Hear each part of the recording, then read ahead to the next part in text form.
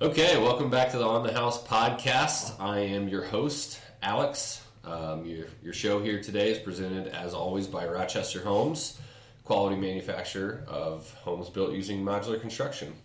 And we've got kind of a unique show today, something we haven't tried before. We've got 6 of us here today, and so I'm just going to give everybody the table to go around and introduce yourself real quickly. What's your name?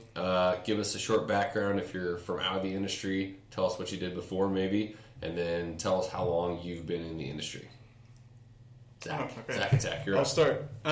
Name's Zach Stiers. I have recently, 2 years ago, graduated, so what I was doing before this was going to school.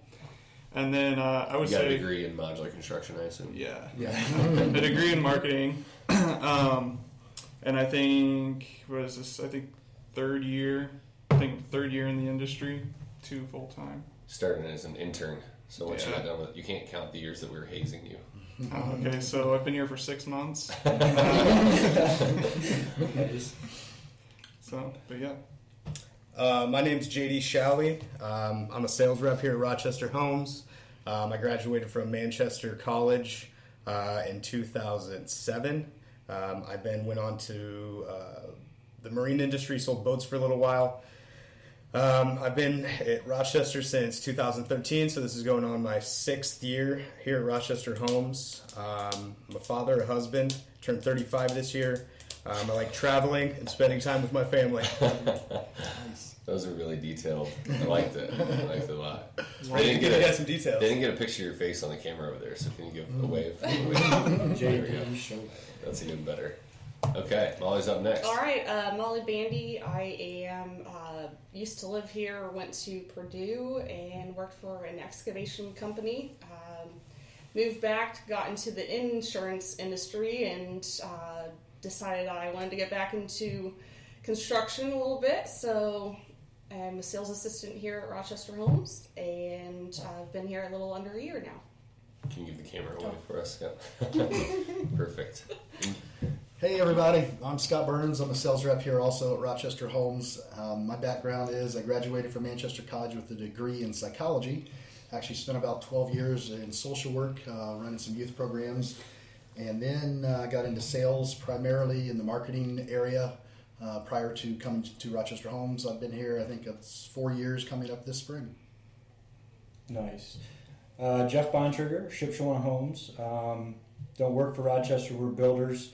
And my background is an 8th grade dropout, grew up Amish, so yeah, now we build. I've been building, before this I actually worked in the RV industry and I did sales down in Florida, and then I moved back in 2015, started doing this. So.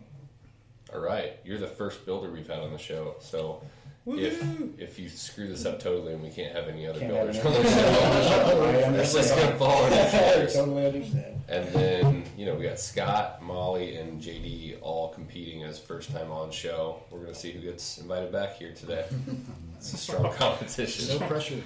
Okay, so today's podcast is about misconceptions concerning modular construction.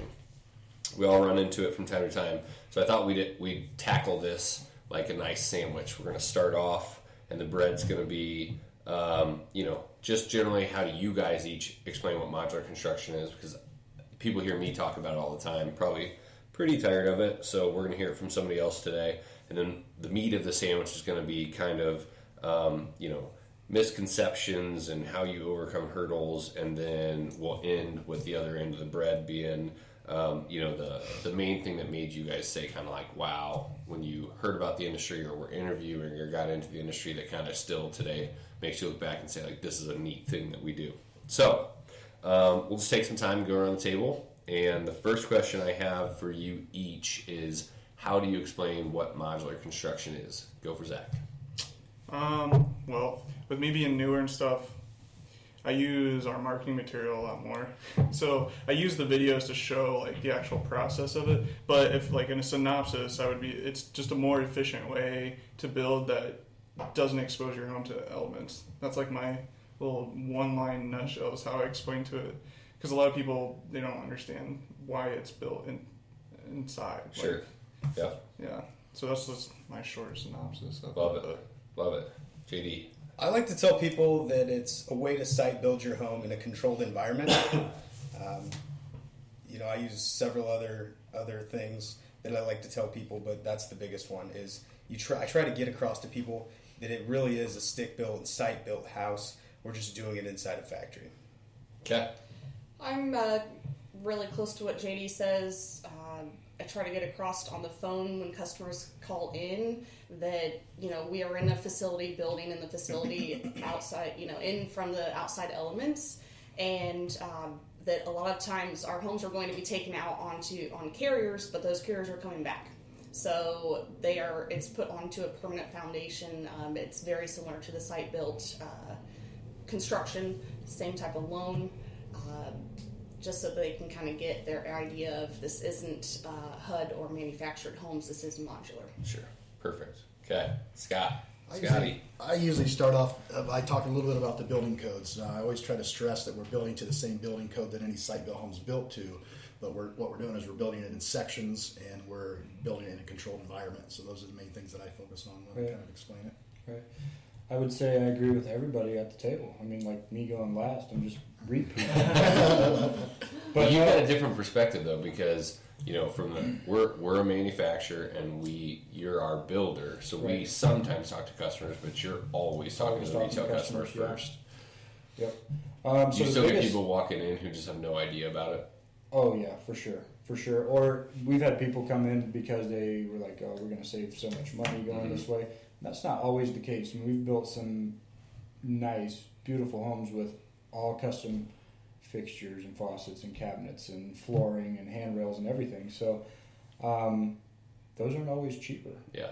So it's not necessarily cheaper. We feel that it's a better built product. Mm-hmm. And I get a lot of people come in the office and they're like, well, we were thinking about stick building and now we're going to do modular.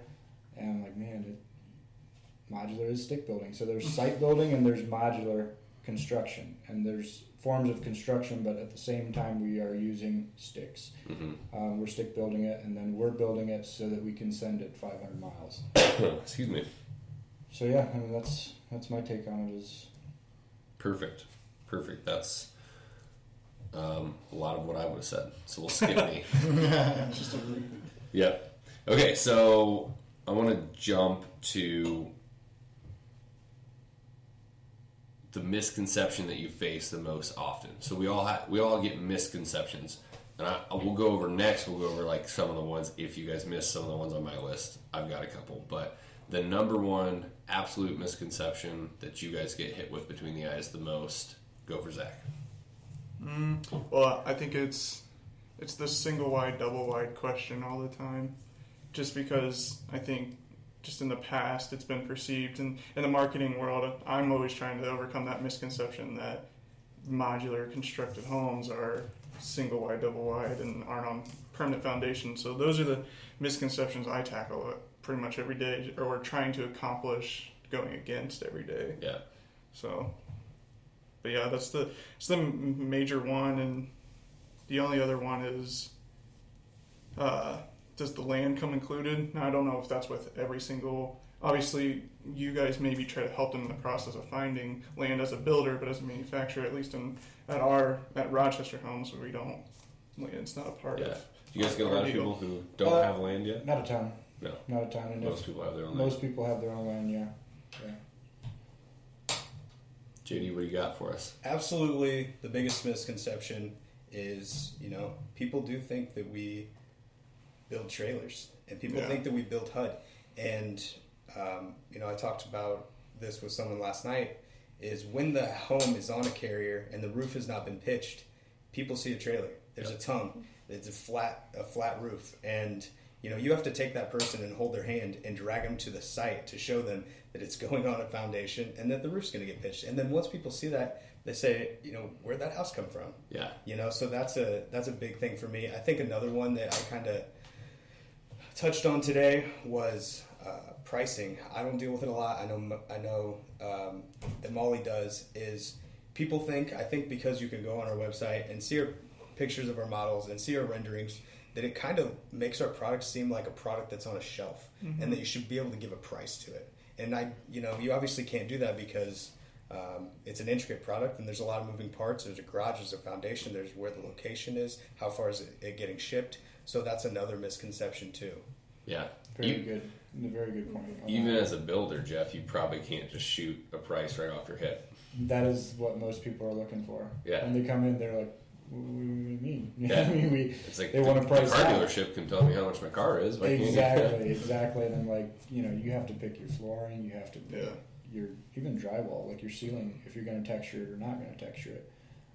Cabinet styles. There's so much. Just like any other on-site build. I think our advantage that we've had, and some good feedback, is that site builders, a lot of times, that you have a framing crew, and so they're meeting with somebody and they're sending them to this place and this place and this, where a lot of times they can come to us and we can do the entire order right there at Shipshewana Homes. Mm-hmm. So that helps. What's because someone may not understand like why you can't give them a foundation price right now. I mean, you've probably seen foundation prices that you thought were going to come in at X, and have you seen them ever come in back at X plus 10,000 when you didn't? No, not really. Not really. We usually site visits with the excavator. He can tell me if I need retaining walls or how long the retaining walls should be.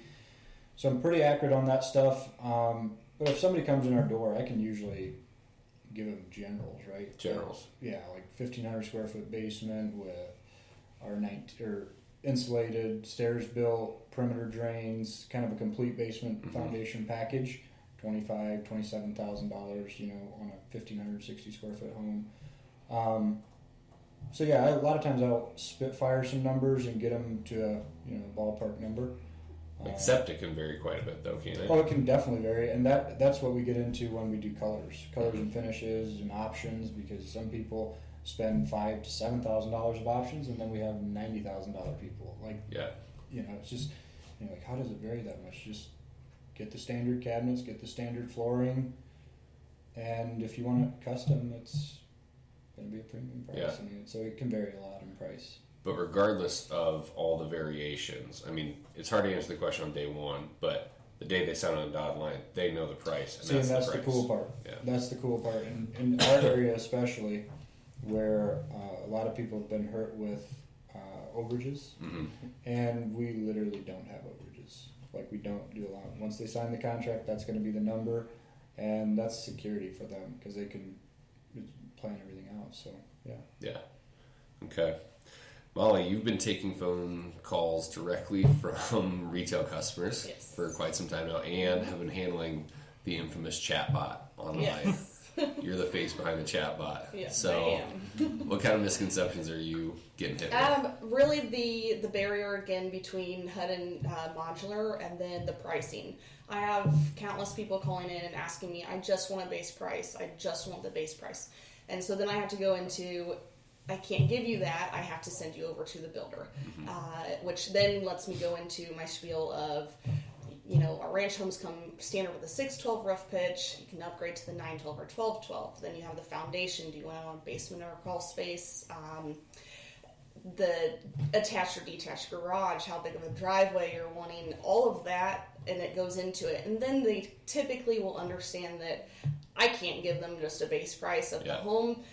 Each builder varies as well. So, if we've got a builder in Michigan and a builder in Indiana, it all depends. So, of course, we've got the freight zones as well. So that takes play into it too, which I always feel bad about sending them on to the builder to get the pricing, but I do let them know that they can give, a general rough idea of what it would cost with no additional options that we can offer. So the pricing is a big one. Yeah.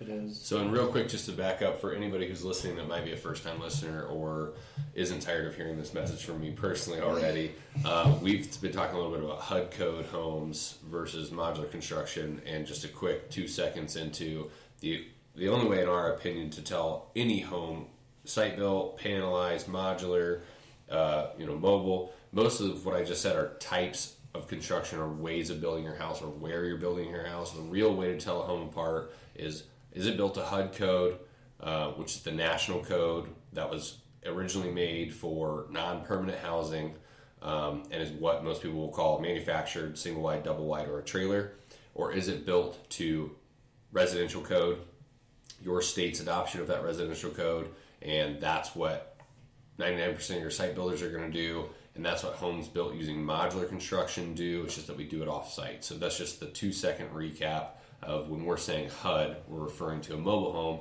and it seems like most people get those confused because they're both built in a factory, but the bottom line is they're built to a different code. Banks treat our modular construction homes, which are built with residential construction, the same way that they're going to treat a site-built home. It's just that we do it inside for more efficiency and for more cost savings sometimes. And I would say quality control. Yeah, also that's a big one. Yeah, really big one. Have I ever told you my story about fire blocks? Fire blocks? Fire blocks, yeah. I haven't told you this story. No. This is kind of embarrassing for me. Probably why I haven't told you this story for. Okay, so the first day that I was on a site framing crew, my boss came over and he's, I'm the gopher guy. I got to pick up trash most of the day, but towards the end of the day he said, okay, I'm going to have you cut some blocks. I need, all this scrap 2x4, 2x6 material. Go ahead and cut me 14.5-inch blocks out of all this. So I start cutting 14.5-inch blocks. And at first I'm doing a real good job, but by the end of the day, it's time to clock out, and I'm getting a little short, I'm getting a little long sometimes. I'm just trying to move really fast, right? So the next day he said, take all those blocks you cut, that, by the way, we're sitting out in the yard overnight, getting humid.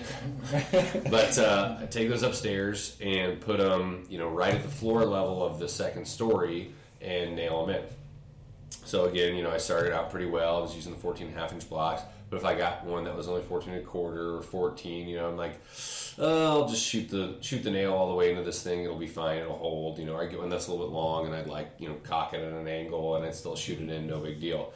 So I got done with my job. I went on to the next thing, probably picking up more trash or carrying sheets of OSB. All the gopher work. They get to the next job site, and my boss is like, hey, go cut those fire blocks again.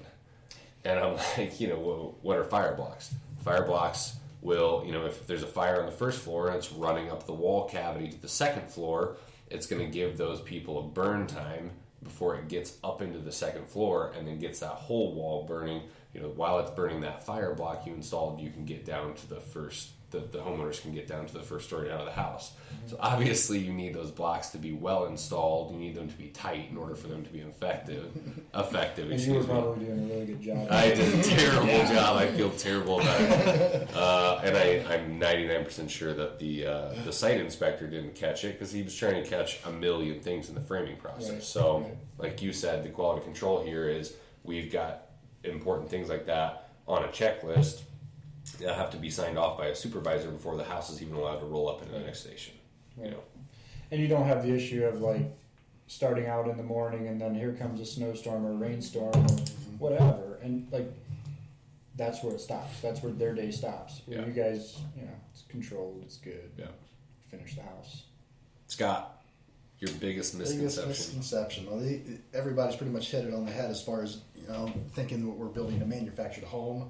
One of the main things that I hear is people are expecting 2x3 walls and low roof pitches and things like that. And I think one of the biggest things that people are shocked to hear is that they're not stuck to a cookie cutter plan. Most people think this is the floor plan, this is the way it has to be. When I explain to them that over 50% of what we're building is a custom floor plan and tell them a little bit about that, they're impressed with that. I think that they have those options. They're not limited to exactly this floor plan. Yeah, that's a good point. I fail to remember that sometimes when people ask me what are the main benefits. I fail to remember that customization is a big deal to people just because we do it all the time. Mm-hmm. It's second nature to me, so it's not even like a feature to me anymore. Mm-hmm. So you've pretty much covered some of your misconceptions. Do you have anything else you missed? I don't think so. No?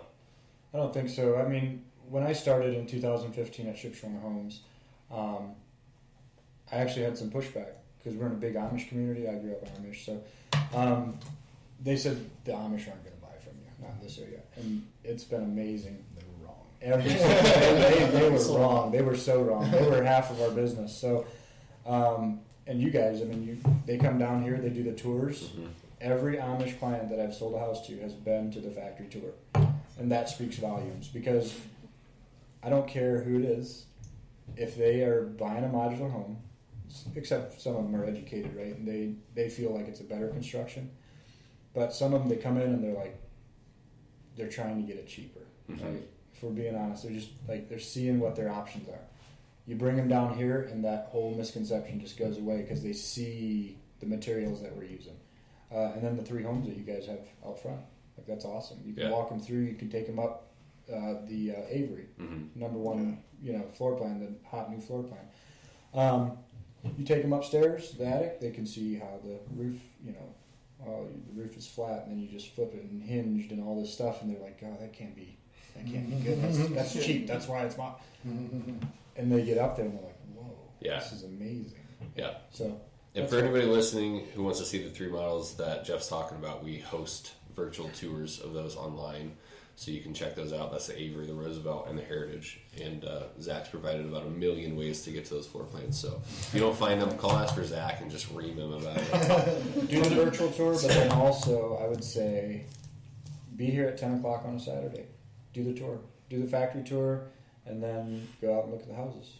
Eastern Central Time. Eastern Central. I'm giving more than a couple tours at 11 Yeah. That's all right. That's all right sometimes. Okay, the biggest misconception that I think you guys did cover, but I just want to restate it, is I constantly get people who say it should be 50% of the cost of a site-built home. Yeah. But our exterior walls are 2x6s, our interior walls are 2x4s. We build with 2x10 floor joists that are Southern Yellow Pine on some of our homes. 3/4 tuck and groove floor decking, so the structure is the same as the structure that's built on site, and then we as a company choose to go to the next level with our components.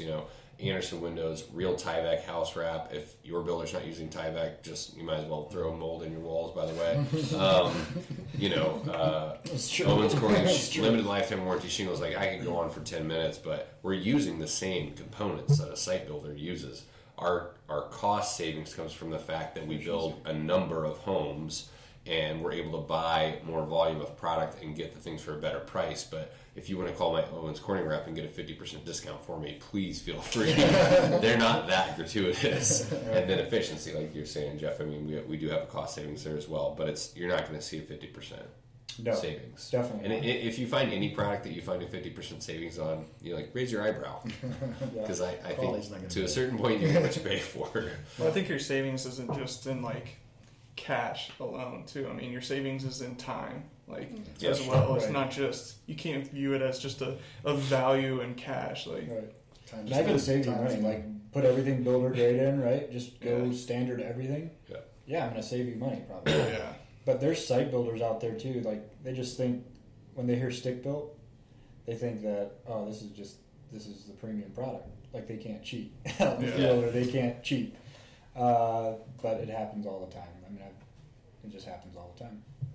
One of the I've got so the next section I wanted to cover was the popular myths according to the internet. Zach did some Google searching and found the most popular myths about this should be interesting. Modular. So ones that we haven't, I'll only cover the ones that we haven't covered and ask you guys if you run into these. But number 1 that we haven't covered: modular homes are difficult to finance. I would say look back on the finance podcast that you're already listening to. On there, but you run into that? Oh, do people ask you literally how would I pay you for this? Yeah, and it's a regular conventional construction loan. Just go talk to your bank. I've actually interesting being involved with the Builders Association. And working with banks. I'm around a lot of bankers. They are starting to lean the other way more and more. They prefer our way of building. I have 4 draw requests.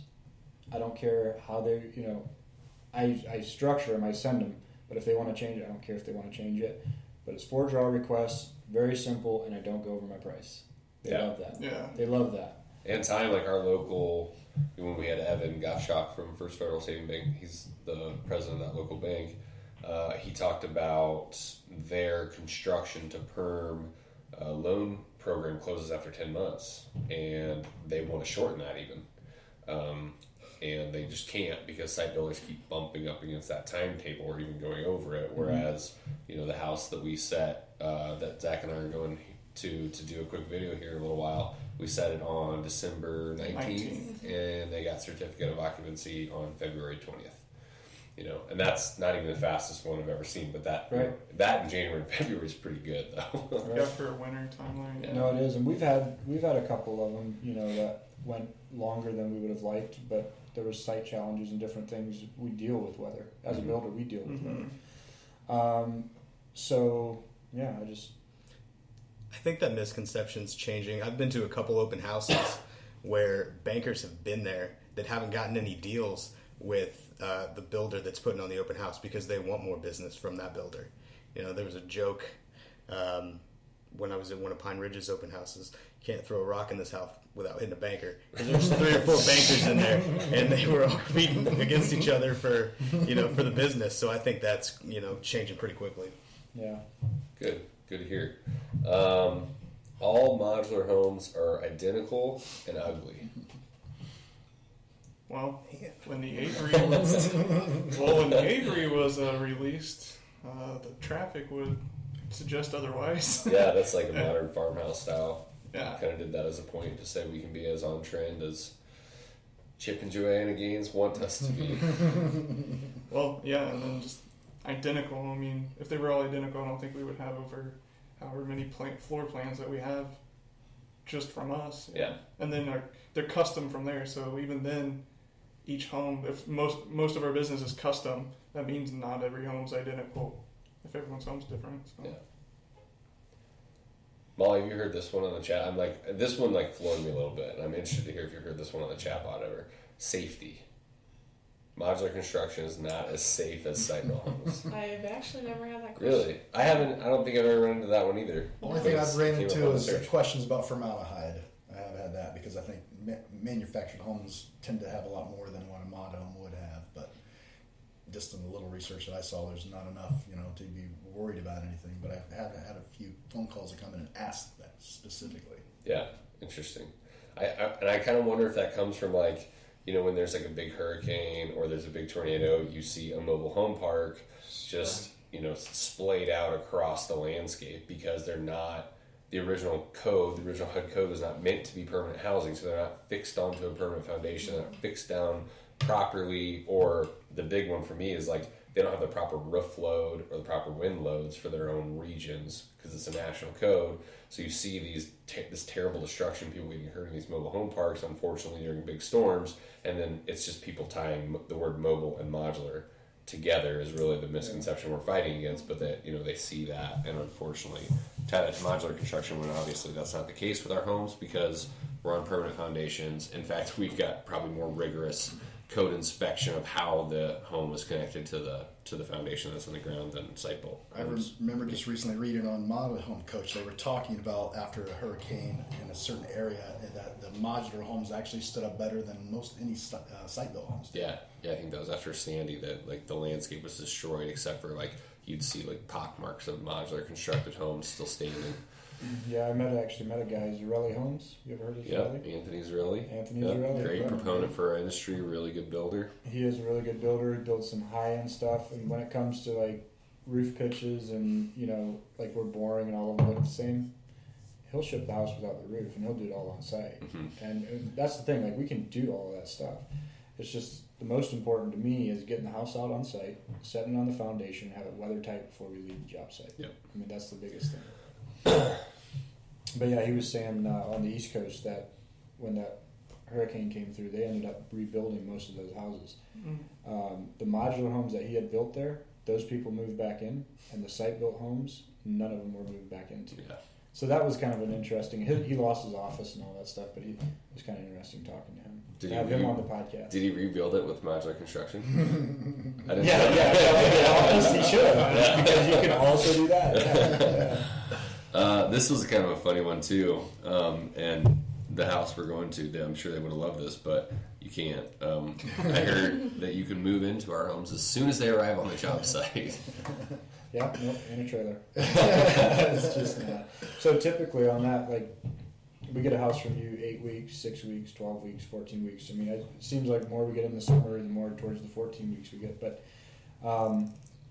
yeah, that's where was I going with that? How long it takes you guys? How long? 3 months. Once it gets to you guys. So after we set the house, thank you, Scott. You're welcome. My guy. I was just gonna let you hang there. And I was about to. So yeah, no, 3 months. Like typically, that's what I tell my customers is anywhere from 2 to 3 months after the house is set, you're ready to move in. Yeah. Because there's HVAC to do, there's plumbing to do, there's our biggest struggle is actually getting the electrical companies. Thank you. Seriously, though, saying that. they can I thought I was gonna have they to say can it. delay a job for forever. Sometimes it feels like forever because Yeah. you have everybody lined up, and then you're calling them like, "Sorry, man, it's not going to be ready." They're 10 days, and then the 10 days show up, and it's not. Yeah. They just do it whenever they want. Yeah. It's pretty crazy. Gas companies and electrical companies. Yes. Yeah. Unfortunately, slow down the job. Yeah, a so little bit we from started time to now, like it's almost as soon as we sign the contract, we're talking to the customer about, hey, get on the phone, call your electrical company, get on the schedule. So that's one of the challenges. That's something that's probably easily overcome just by communicating with your customer, though, too.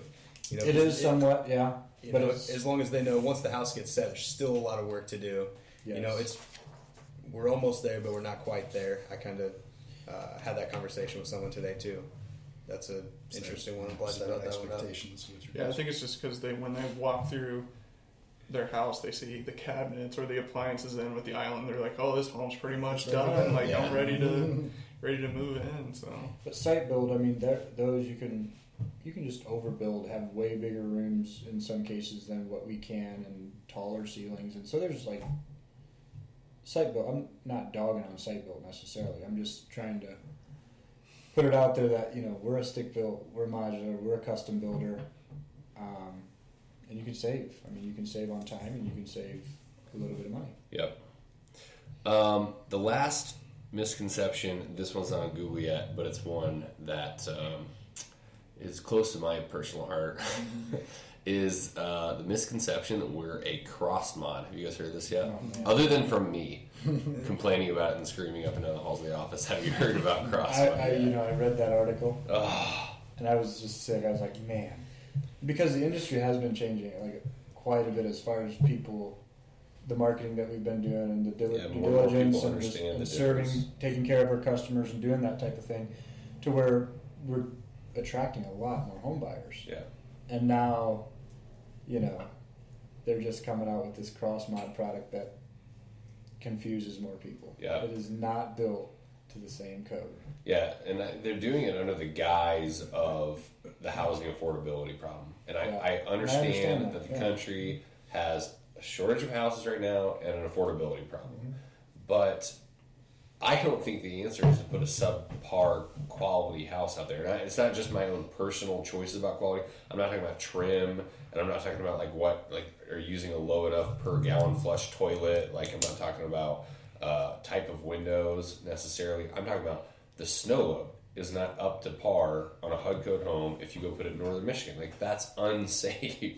Right. And so cross mod, for those of you who haven't heard of it, who are listening, is a HUD code home that, as long as you put on a permanent foundation and add a garage and a porch to it, it's somehow deemed, or I think that some areas are trying to get it financed like a IRC code built home. They're trying to put it next to IRC code homes in communities and get it appraised similarly.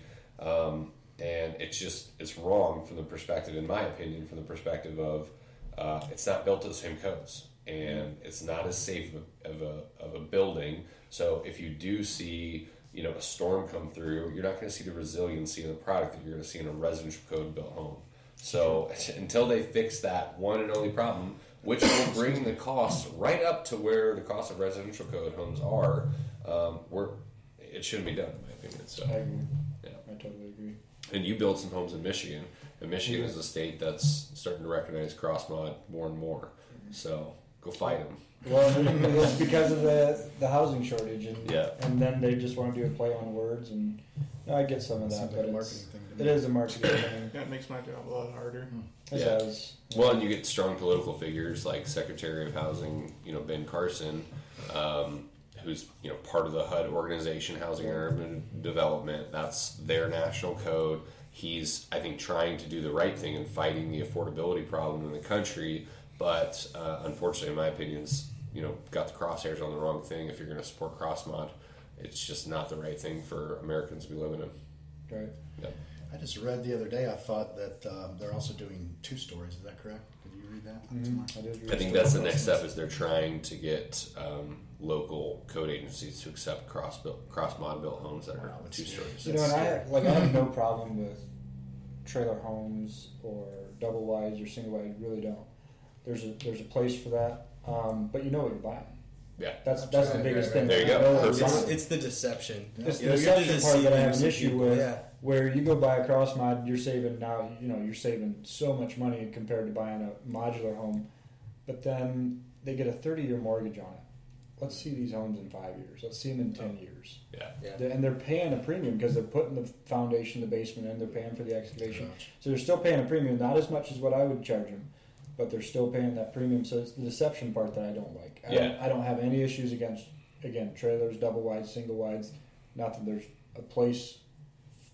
Just a roof over your head. Let me know what I'm buying. If I make the choice as an American to buy a 20-pound snow load HUD code home and put it in northern Michigan, where I know we get snow off the Great Lakes, and I should have a 70-pound snow load according to local the local regional experts, then so be it. I'm an American. I should have that choice, right? But don't pull the wool over my eyes and tell me something's. The Manufactured Housing Institute published the paper where they said we chose the term cross mod because people who wouldn't have bought a manufactured home would potentially buy that. So they're intentionally pulling the wool. And that's the part that I think we all have a huge issue with.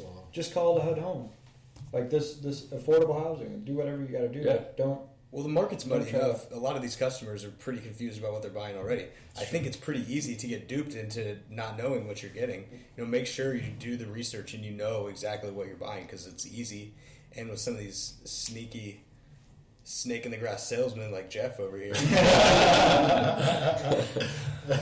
that was cold. We're in the middle of the sandwich. It's supposed to be nice and warm. It's cold.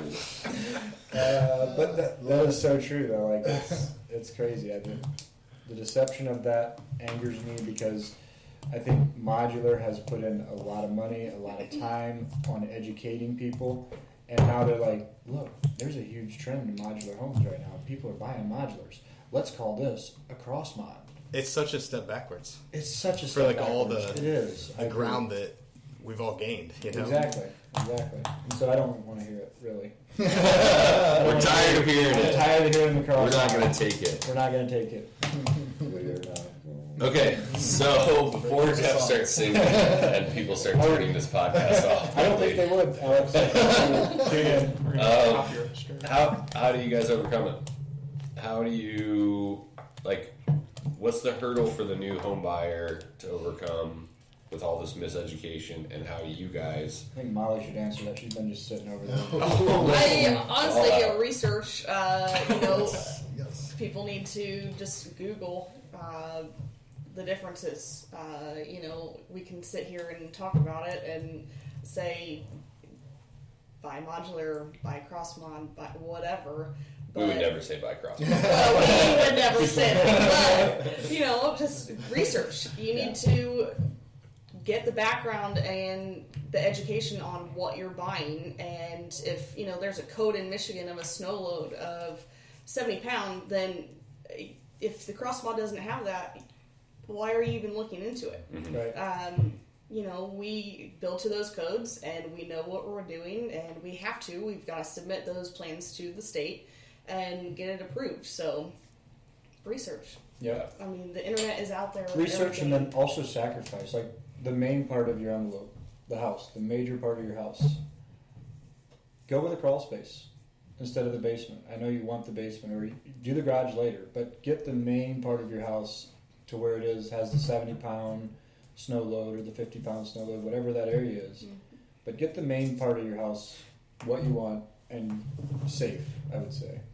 There's even those are extreme examples, the crawl space and the garage. But there's other ways too, and I've seen young people walk through here on the tour and say, I absolutely have to have quartz countertops, and I'm thinking upgrade your windows, yeah, or make sure your basement's properly insulated and save on energy. You know, there's other ways to do it, and then just get Formica countertops just for the next 5 years. That's not a hard Yeah, one. no, it's cosmetics can all be changed Yeah, later. wait on the ceramic tile backsplash. Even for the a couple flooring, do years. the vinyl flooring. Once it has rips and tears in it in 5-7 years, whatever, then it doesn't have like a 10-year warranty. Limited lifetime. Yeah. So I think a good way to sell around it too is what you've already talked about, is make your customer look long term and not just short term. You're saving money in the short term, but you're not getting as good of a product as you could if you just spent a little money. And you guys are saying, pull back from some of the options that you want to get that price down on a mod. And you could have a lot nicer product for a longer time that's going to retain its value, that's going to sell just like regular real estate in the future when you need to, move on or get a new house. So I think preaching to people long-term value in modular homes is also one way to sell around it. yeah, Absolutely. Return on investment. I mean, without a doubt. You can get more out of it over the long term, and it's going to appraise a lot better than a home would as well. selling cost steel frame, right? You're gonna have a steel frame under it. Yeah. Now, can you do that on a crawl, or is it just on basement? I think you can do it on a crawl or basement as long as it's one of those two permanent structures that is poured below the frost line, versus like footers or a pad that you put a mobile home onto and then you put it on blocks, take the wheels off, and put skirting around it. Yeah. Home sweet home. Yeah. I mean, I would agree with you guys on 99% of that. I think the only thing I would add is make sure you trust your builder.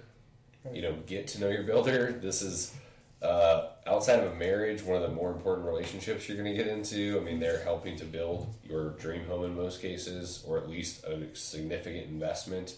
So get to know your builder and then just have a conversation. And I would personally start the conversation with, what code do you build to? I mean, so many people will ask, do you build modular homes? Do you build mobile homes? Do you build stick-built homes? Like, none of those things mean anything. Is it HUD or is it residential code home? And once you've made your choice, as every red-blooded American is allowed to do, then you can ask, am I going to have it built off-site? Am I going to have it built on-site? Am I going to have it built in panels? Am I going to have it built totally stick-by-stick? Make that designation afterwards. But start with the code. Start with code. I'm going to get a shirt. Start with code. You know what? We need to get some gear. I agree. Gear.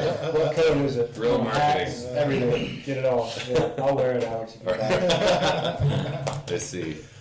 Okay. So let's talk a little bit. You guys have all done factory tours and kind of gotten to see some people before the factory tour and then after the factory tour, or before like a new home tour, after a new home tour, before our model center tour, after our model center tour. Tell me a little bit about, do you have a story behind that? Did you see an instance where there was an expectation that got blown away or anything? I mean, talk to me a little bit about some of the encounters you've had. Go for Zach.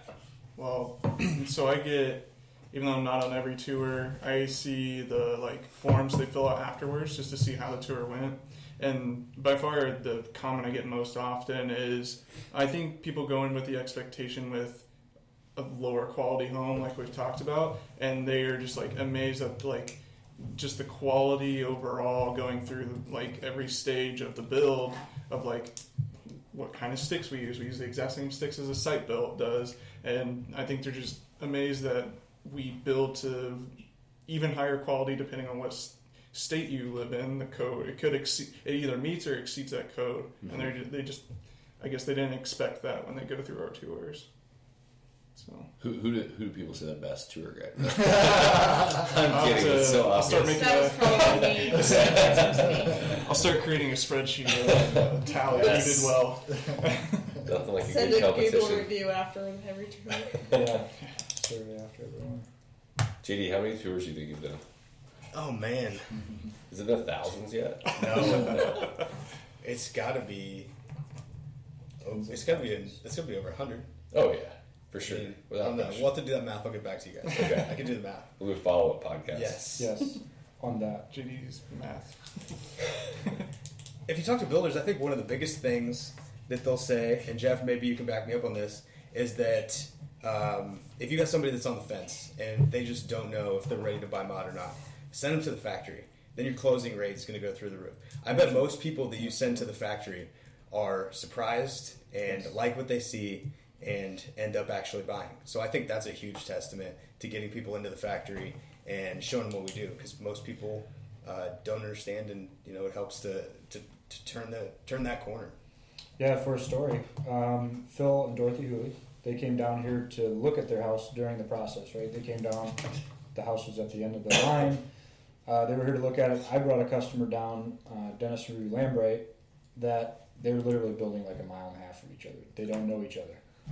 And so we come in, we're looking at the models outside, and then Phil comes out, and him and Dennis start talking, so I just leave him be. And then afterwards, he goes, Dennis told me, he said, ask Phil if he feels this is a better construction. He says, that's the only reason why I'm buying it, is after I went to the tour and I saw it for myself, and then we signed contract. A couple days after that, we signed contract with them. So there you go. To your point, proof's in the pudding. To your point, yes, proof's in the pudding. I just think there's something to the touch and feel of like not necessarily the tour, but like the models itself. Like we provide the 3D tours, which gives a great opportunity to visit a home that's maybe not close to wherever you want to build, but there's just something different about walking through a home and seeing it in person. So another big misconception that I get in our area. They'll come in with a site-built print, and the rooms are massive. Massive bedrooms. I'm talking 16 by 18 or bigger. I know Jesse did a real big in his house, but it's huge. It's huge, and we can do huge, but then you take them out in our model, and it's 14 by 12. And I'm like, wow, king bed in there, plenty of space. yeah. But a lot of times it's on a piece of paper that it just doesn't. Man, this isn't big enough. But you take them into the space, and it feels much bigger. I think they all come in with low expectations and come out in a good way overwhelmed. Yeah. I know the first time I took a tour, I was just like, oh my gosh, I can't believe that happens in a facility and you don't even know what's going on inside of it, So I think that people come in with low expectations and come out thinking, wow, this is awesome. Mm-hmm. And then we have 3 models out here that are different types of modern farmhouse, and they can go in and see different types of homes and what we can put into it. So I think that going through the tour, it also helps them say, oh, maybe I need to put a recept here, or oh, this person did this, and it kind of helps them go through that process as well. Doesn't matter what area they are in the planning stage, but that kind of gives them a better idea of things that they can do as well, and what they've forgotten, or what they think, oh, I did that and I am glad I did that. Mm-hmm. So I think the tours are a great thing to go out and see the product. Yeah, as a builder, that's one of the biggest things I push is tours, and that's closing rate goes up. Yep, definitely. And it just helps that little stigma, the cross mod and the HUD homes and everything else that they think that we are because we're built inside. Yeah. Or even in our area because they know what travel trailers are built like. Yeah. As fast as possible, leave at noon, or earlier. So that's kind of where I'm at with everything. Scott, what about you? Obviously, I agree with what you guys are saying. The expectation may be low, but I think all of us get excited when we get to give a tour, and we get excited about the product, and people feel that energy from us. And we walk them through there, and then they get excited about the product. And then I say, "Hey, let's go check out a finished product." And then they see the finished product, and they're always amazed. I got a couple stories where 2 different times it was apparently the retail customer was a younger person. Doesn't really matter the age, but their father. 2 different times, the father came who was 60, 70 years old or whatever. He's old school, traditional type of guy, and he's walked through he's like, well, I'm here just to make sure she's not making a big mistake, because they were like, modular, what is she really even doing? And both times they pulled me aside and said, good work. They both said, there's without a doubt, we approve 100%. And they were both impressed. 2 different times I remember those stories happen. I thought that was pretty cool that we impressed as someone who just came in to try to pick us apart, Yeah. And after going through that tour, they were excited about it, that their child had done some research and found this type of home. I've met like 15 of those dads. Have They you? come in with their arms are crossed, Absolutely. and they're just like, this whippersnapper's going to take me on a tour. Yeah, that's exactly how And it then is. by the end, them or their wife will almost always make the joke, well, honey, maybe we should build this house, Yeah. and then Give it to ours. daughter or son can just buy our existing house. They're so excited It's about the true. thought of building one themselves. It's cool to It's watch. always a fun one.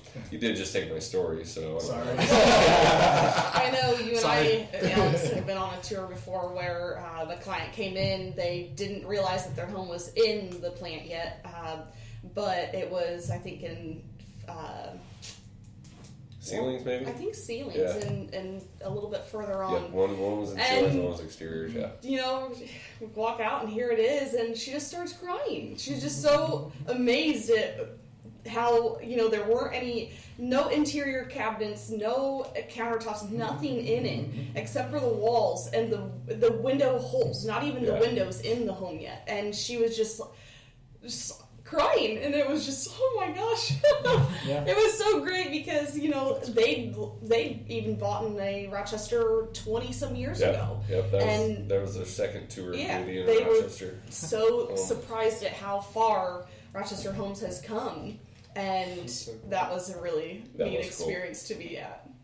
Jeff and I have experienced that a few times. We've got a great relationship going where almost every customer these days will work with Jeff and I to schedule the best day to come to see the home. It's all just about offline, and we've seen people crying. We've seen Yep.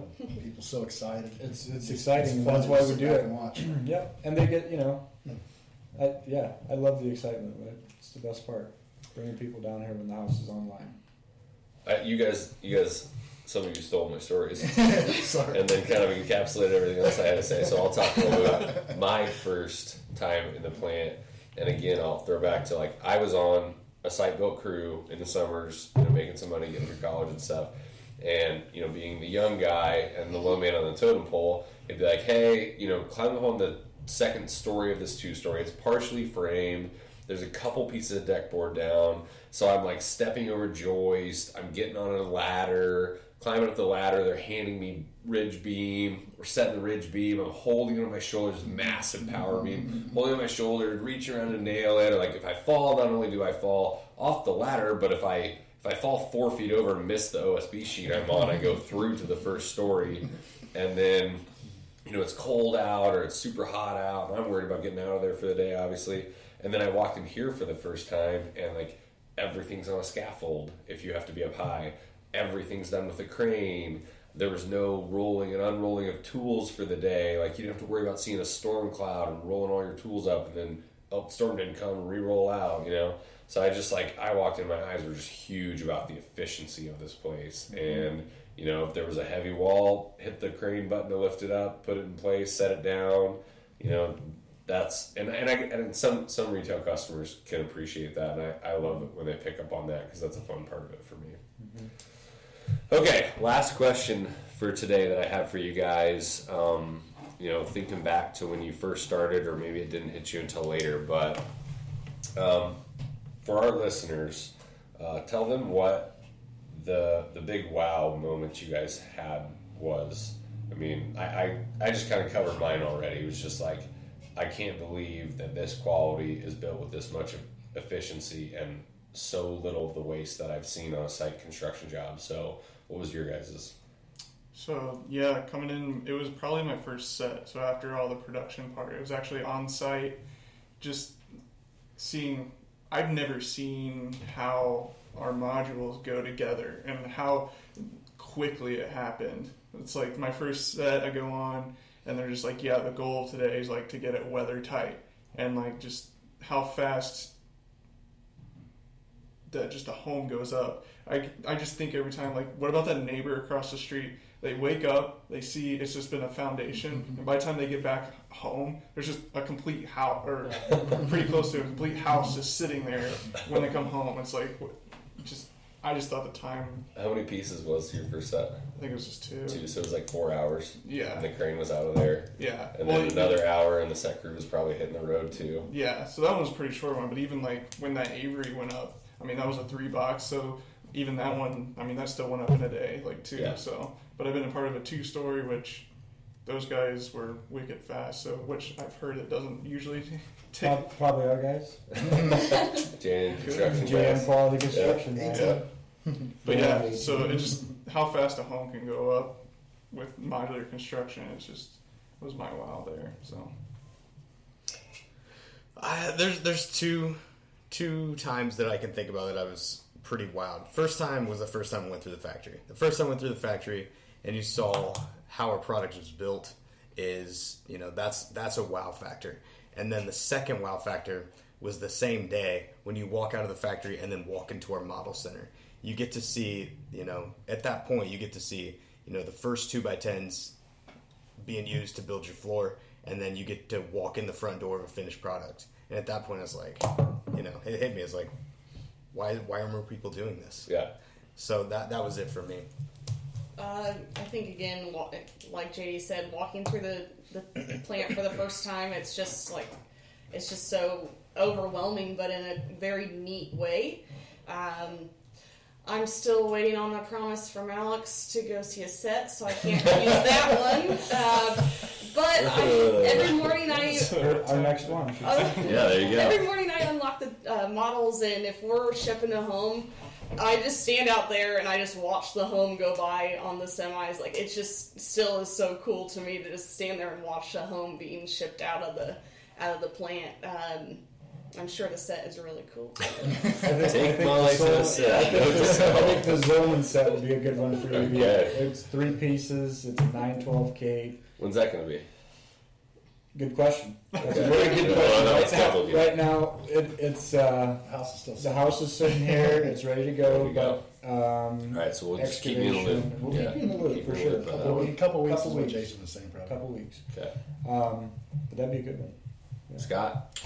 I guess probably the biggest wow factor for me was when I just learning the process, first of all, and then the fact that You have a family member that's lived in one of our homes for some time, so you were probably a little more familiar. Yeah, I was familiar with that. I was so impressed. I mean, he came from a 6,000 square foot home in Atlanta, Georgia. Beautiful home, and then he built a Rochester home, and I mean, it was just as good a quality. I was just floored when I walked through the house, and I didn't know what modular even was at that time until I got in here and kind of started looking at it. The fact that we're building something that's such high quality and we're doing it so efficiently that we're literally constructing a house of that quality in like 6 to 8 days. Mm-hmm. Not to mention, what is it, 30% more lumber than what a site-built home's going to have as well. So that, just everything together just floored me. I'm like, how do more people not know about this? We need to let people know. Mm-hmm. Preach. I think I have been. Trust me, my cousin's bought one since then. I've got another cousin that's looking at it. Unfortunately, I don't. You can tell more than just your family. Unfortunately, my family's all local, and I don't service that local builder. But whatever. Okay. Send them up to us. Trust me, I've tried a couple times. Had trouble for it. Rob's like, I got Warsaw. Remember? No, just kidding. I'm going to touch on what Zach was saying. That's one of my favorite parts. Like, when the customer comes to the job, if they can't be there for the set, most of our customers are there for the set, but if they can't be, the foundation's been sitting there for 2-3 weeks and nothing is happening. And they come home and it's, boom, done. Like, ready to walk in the house. Not done. 3 more months, right? Yeah. They're Done enough to walk You through can it. walk through it. And it's weather tight, so that's kind of a cool part. First experience, wow moment, would have been 2004. My parents and my oldest brother did a modular home, and it's kind of cool. Like, they just came out. It was JM Quality. They did the set, came out, and one day they had this house on the foundation and this house on the foundation, and then they built garages in between it. It was a really cool experience. It was fast. That was my big wow moment. Neat. Yeah. Neat. Well, thanks for joining me today, everybody. This has been really helpful. Hopefully to those of you who are listening and watching us do this podcast. Any closing thoughts from anybody? This is it. This is your chance. Are you going to make it back on the podcast? We don't know yet. www.shipshewanahomes.com 725 South Van Buren Street. Yeah. Give us a full pitch. Yeah. No. Just come see us. Come see us at Shipshewana Homes. You got model homes up there Model to homes walk up through. there, yeah. You got Jeff to talk to. Yep. We have coffee always. So, yeah, I'll be there. yeah. Okay, well, you can find this podcast, Zach, pretty much where podcasts are hosted. Yeah. Give us a rundown. Breaker, Spotify, iTunes, and then you can watch the video version if you want to see everybody on YouTube. So Podbean's where I listen to it. Podbean. I gotta look I've into heard that of one. it, I yeah. haven't heard of that one. Yeah, pretty much anywhere you can find podcasts, we're on there. Yep. So again, this was presented to you today by Rochester Homes. I'm Alex Berlin, and just want to say thanks for tuning in.